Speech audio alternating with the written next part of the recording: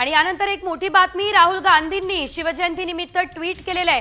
Tweet करताना राहुल गांधी भरकटलेले आहे। राहुल गांधींनी शिवरायांना श्रद्धांजली वाहिलेली आहे। मोठी बातमी आपण बघतोय। यावेळेस राहुल गांधी यांनी खरं तर ट्विट करत असताना यावेळेस छत्रपती शिवाजी महाराज यांना श्रद्धांजली वाहिलेली आहे। शिवजयंतीनिमित्त एक्स वर पोस्ट करत असताना राहुल गांधी भरकटलेले आहेत आणि त्यांनी थेट छत्रपती शिवरायांना श्रद्धांजली वाहिलेली आहे। आणि त्यावरती आता भाजपने आक्षेप घेतला असल्याचं देखील आपल्याला पाहायला मिळतंय। भाजपने तीव्र शब्दांमध्ये या घटनेचा, या पोस्टचा निषेध केलेला आहे आणि राहुल गांधी यांच्या या विधानावरती भाजपचा आक्षेप आपल्याला बघायला मिळतोय।